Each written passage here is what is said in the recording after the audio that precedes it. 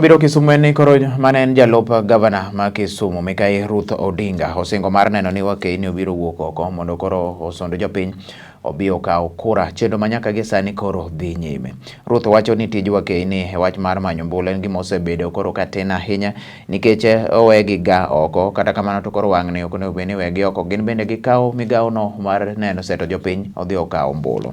Kanoloso dago e Kisumu e sub county kama noromo gi Wakeyni ma jotelo kon madwaro kombe opogore sub county 7 duto te ma Kisumu. Ruth wacho ni Wakeyni biro kedo ne wach mar manyo ne Raila Amolo Odinga mburu kendo chenro ma bende nyaka gi sani koro dhi nyime. E sechego nosidho chenro mar manyo jopiny e kawo mbulu ka koro wacho ni odhi tiyo to kod joma Wakeyni mondo mi gisund joma pok okawo mbulu otim mano. Otieko kowacho ni Nyanza nyaka bede ong'ala manyime mondo mi Raila obi oyud ne loch kanyo to kod kwan atamalo 50 kod mbulu moko manyime kaka chik mar yeche mag yiero bende koro dwaro.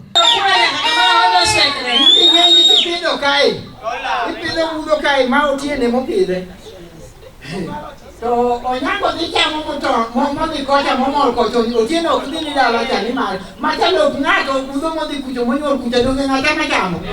Mane ma mondo utim mondo wayuduru kura mowinjore mondo wateru Nyadego. Mon Kisumu yawo, mon Kisumu e dala gi Raila maduong'. Kisumu ka e dala ma iluongo ni headquarters mar Kenya. Headquarters mar Kisumu dalawa.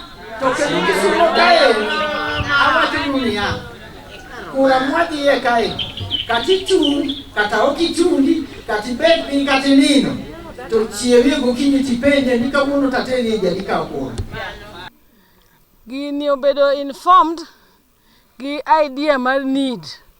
Nyocha already wasechako wuodhni, nyocha uneno kane watimo voter enhancement mokalo. Koro kane wachako manyien ni to waneno ka already chakruok ne voter turnout en low. Makata nyoro uneno ka ji mawuok e voter turnout pod ok ber. Koro ka bende nywa wuok to wacho ni yawa wadi liberate. Ne an kanyo gi mine ka Pamela, ne an kanyo gi Karo giri mwabet piny.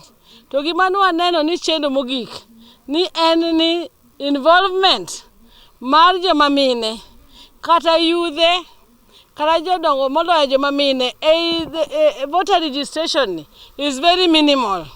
Awaneno ni gini en chalo gi mokawe gi malo gi joma chuo to joma mine ma emodak e ute to be mong'eyo nyithindo mapok oyudo kura to be ma ong'eyo ji tegbe ne ok obedo involved e gini.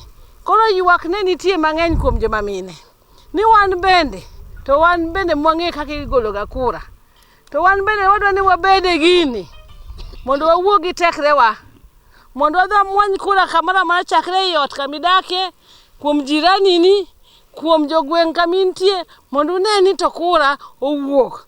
Koro kata ka jo IBC gi jo ID gi jo chief gi jo administration te kata county government dwaro ni mondo kel to une mung'eyo jogi ei ot.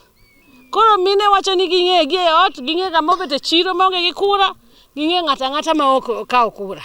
Koro wawacho ni bende ok wadwa donjo e teams mang'eny mabro wacho ni kenang'ono wan gini madwaro en ni mondo Raila Amolo Odinga obed president. Koro wawacho ni wan wadwa chako gimiluongo ni presidential voter mobilization squad. En mar presidency machando wani. Ok wadware siasa mang'eny, ok wadware ketho nying ng'ato. Onge ni joma aspire kata mine gi nitie mochung'. Nitie mabende gin MCA. Nitie matiyo county government. Nitie matiyo kamoro amora.